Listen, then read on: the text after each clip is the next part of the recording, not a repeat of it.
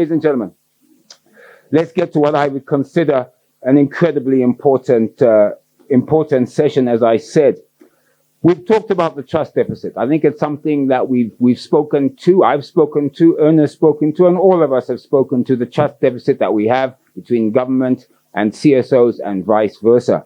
And one way around that, or one way to try and start bridging that gap, is the initiative which we will be officially launching today. That initiative, of course, is Talk to Your Regulator.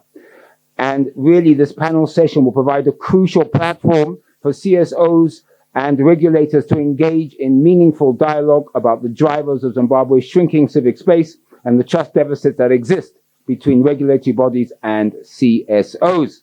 Right, without further ado, I would like to call upon the moderator, Mr. Yona Wanjala. I think you know him, Mr. Uganda, the team leader, Civic Advisory Hub. Please give him a big round of applause.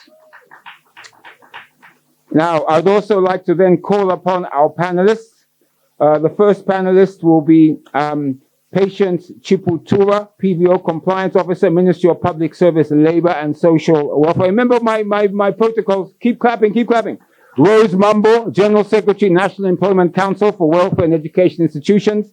Mukululi Nkulumo, Regional Manager, ZIMRA, Zimbabwe Revenue Authority. Please will you come up to the podium. Walter Chagadama, Assistant Deputy Director, Contributions and Compliance, National Social Security Authority.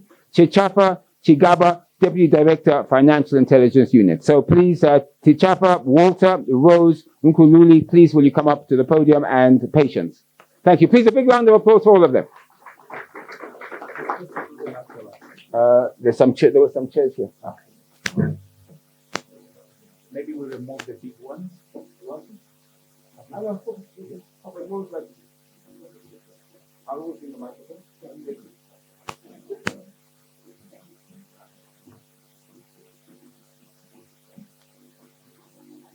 Right.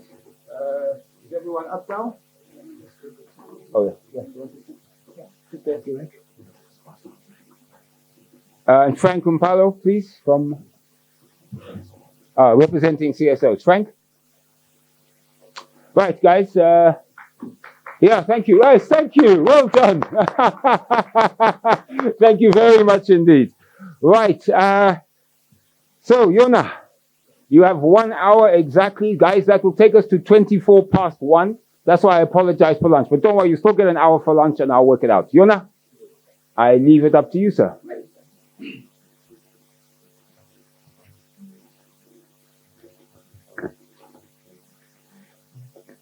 Yesterday I used the Ugandan clock. Good afternoon, ladies and gentlemen. I would request the tech team to display the PowerPoint presentation that gives us an introduction to this particular session. Colleagues, I welcome you aboard. I'm your captain tonight. This is a very important session. We shall have some turbulence in line of time, but please sit and relax. We are going to talk to our regulators. I think Andy did a very great job. I'm not going to introduce again my panel because they're already here. We are gifted to have one of our own heading the compliance drive, the PVO compliance officer, working with the Ministry of Public Service, Labor and Social Development. Patience, you're welcome. Yesterday you shook us around. Today prepare us to shake you around as well. Rose Mambo, who is the Queen amidst us. She's a Secretary General with National Employment Council for Welfare and Education Institutions. You're welcome. I'm happy to learn that this panel is gender sensitive, though again we see male domination. Walter Chagadama, he's our Deputy Director, Contribution and Compliance at the National Social Security Agency. Hope all of you comply with him. including your maids and house help, is here to support us. Then, of course, our own Nkulumo, I hope I pronounced it well, is our regional manager, Zimbabwe Revenue Authority. In the Bible, people hated the taxman. Hope you love it. You're welcome. Then, lastly, on the panel, we have Tichapa Chigaba, who is our Deputy Director, Financial Intelligence Authority.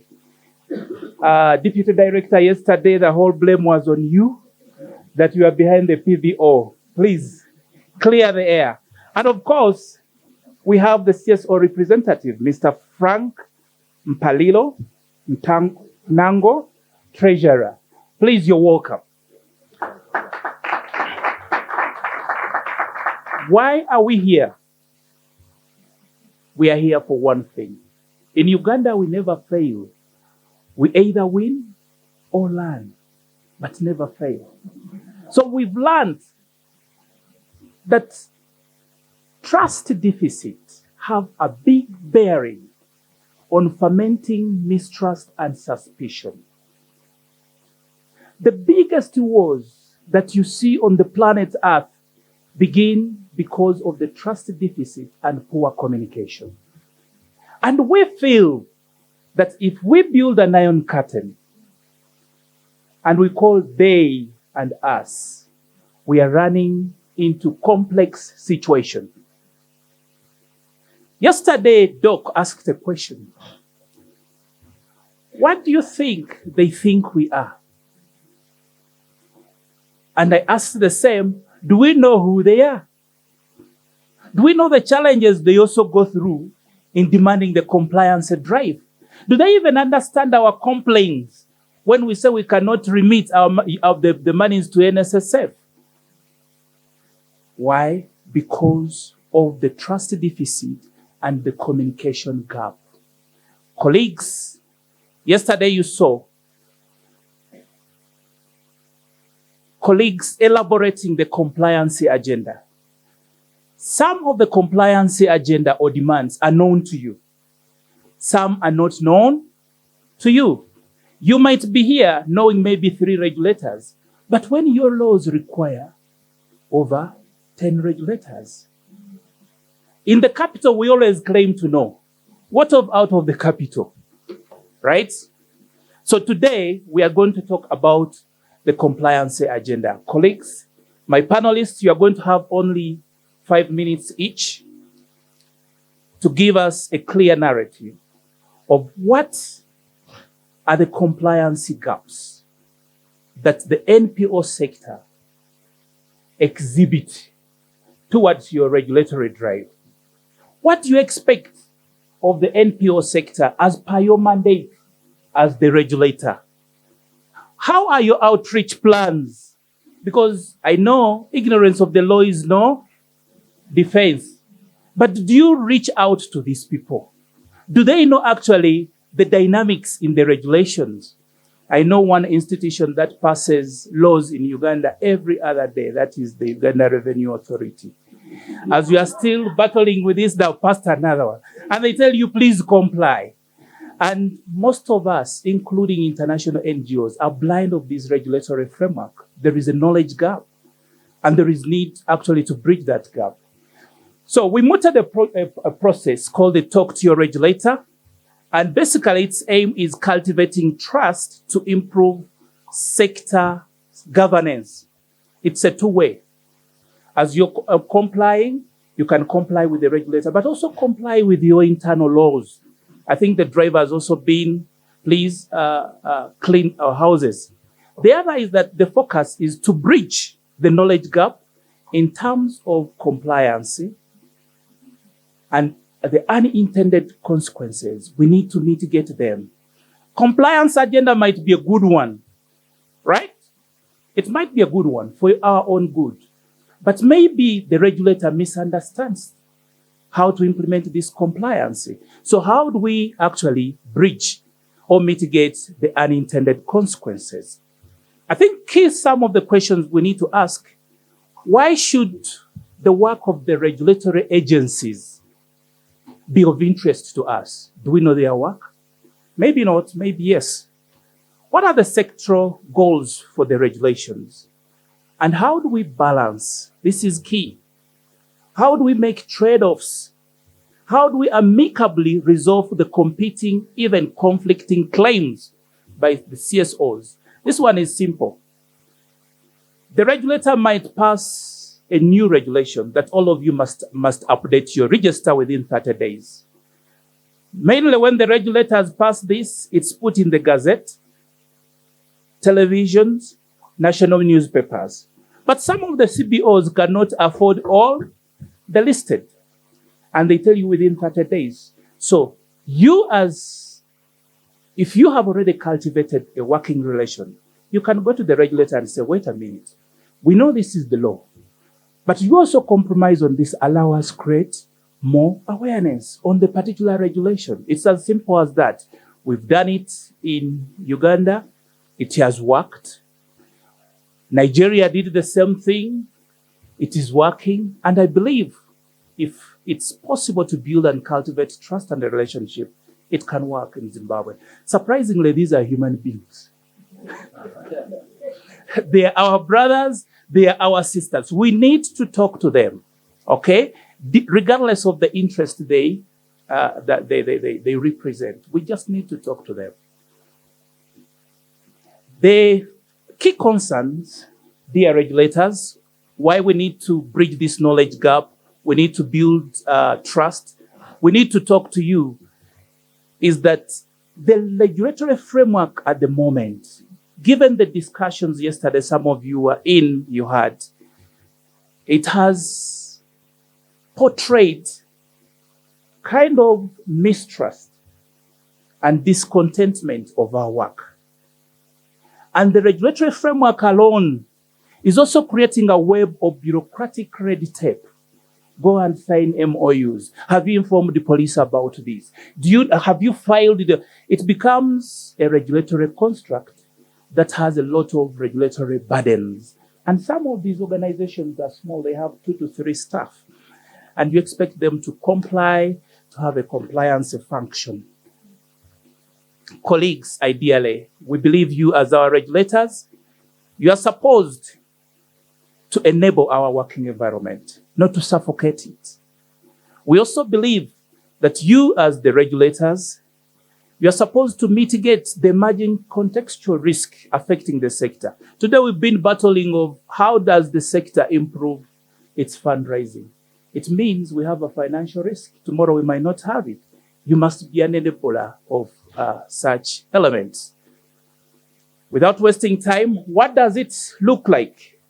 Just to take you, that this is a multi-stakeholder engagement, talking to your regulator. Bring whoever is relevant to the working environment on board. Ask yourself which pieces are missing. The NGO sector leaders should be part of it. The regulators should be part of it. The development partners should be part of it. Actually, in Uganda now, we are doing talk to your regulator and talk to your donors because they are key players. I'm having the discussion today was tending to that. You need members of the private sector, the banks. You need to understand, why do they de-risk? Why do they terminate your account? How should they include you? Why are they asking so many documents? Because the regulator has passed a beneficial ownership, the banks will need to know the ultimate controllers of the account. If you are ignorant about that, you'll begin saying it is a shrinking civic space. But banking sector is also under international pressure to do due diligence, right? Now, you cannot know this unless you talk. You know, resentment and just saying we cannot comply, it's like getting annoyed in darkness. The other party is not seeing you. Please, can you put on light? And we comply.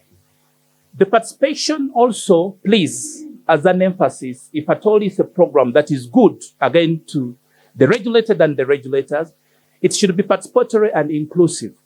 In the NPO sector, we have what we call eliticizing the sector.